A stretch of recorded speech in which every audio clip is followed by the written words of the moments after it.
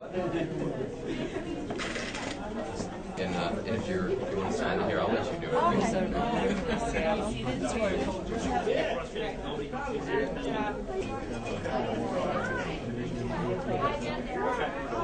Well, let me ask you a question. Tell me about this neutrality.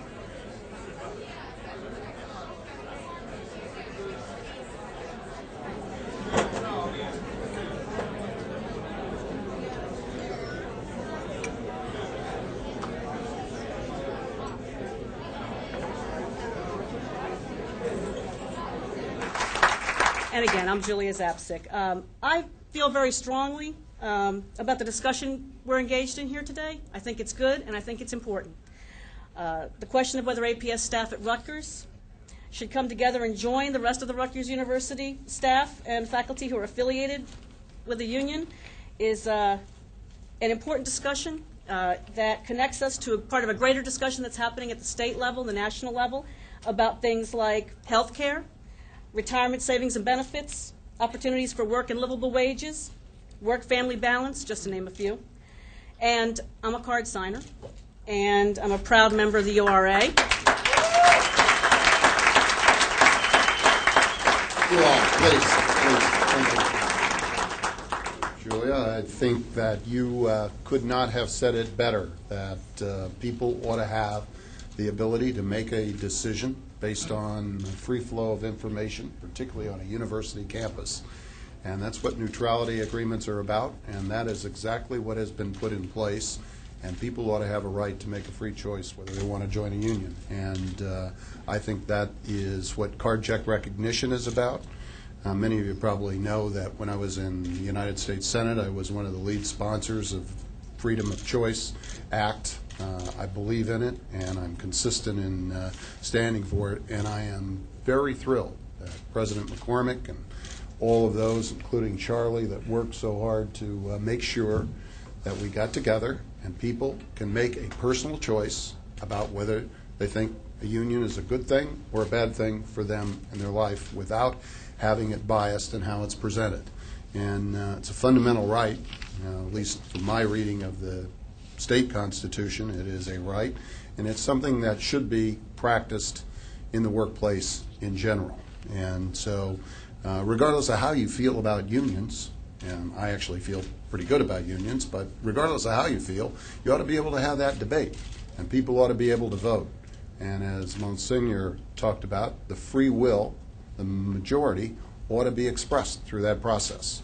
It is actually hard to understand in a workplace where 70%, including most of the professors, are in organized labor, why it would be such a horrible thing to consider the further unionization of other elements of the workforce. Again, it's their choice and should be their choice, but we do have a strong workforce that's built a great university here at Rutgers, one that I don't know about all of you, but I'm proud as heck of, and it's more than just the football team, although I like the football team too.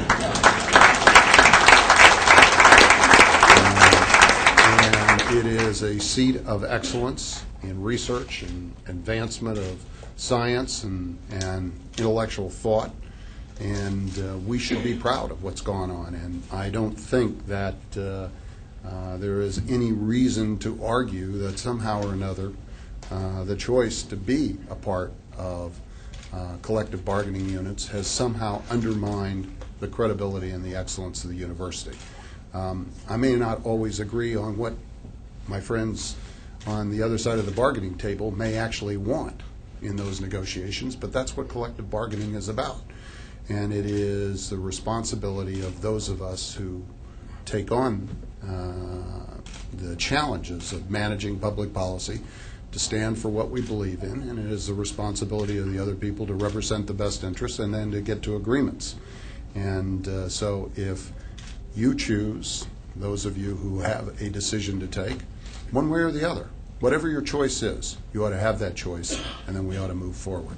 And so today is a great day, Charlie. I thank you. I thank President McCormick, my friends in the legislature, for reinforcing what I think is a very, very positive step for people to have a choice about their own lives as we go forward. God bless you. Thank you very much.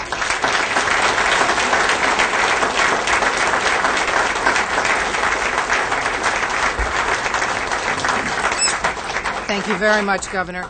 At this point, we're going to hear from Bill Schurman. He's the Vice President of the AFT, President of SUNY University Professions, the UUP, and he's going to speak to us about the impact of organizing and collective bargaining that have had on more than the 32,000 members at the State University of New York. And right now in my union, we represent 29 of the SUNY campuses, all of the state-operated campuses. We have 32,000 members, about 15,000 of whom are professional staff. And you know what they get? One, they get a good feeling that we're all part of the same club, the same organization. They get a good feeling because we work together to make sure SUNY gets better budgets. And we have some say, often indirectly, sometimes directly, in the policy of the university.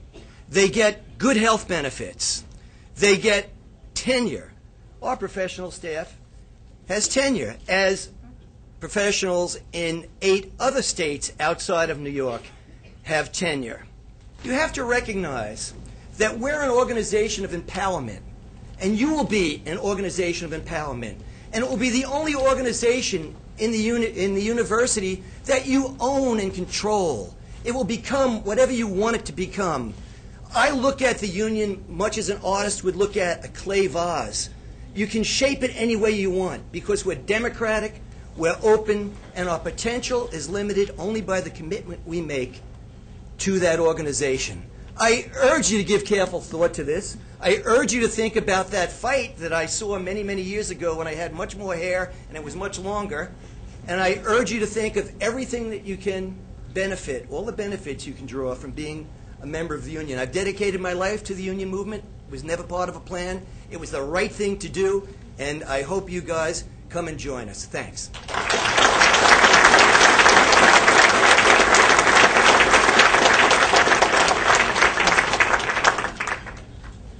Patrick Dagnan is my colleague in the General Assembly, and he is the chair of the Committee on Higher Education.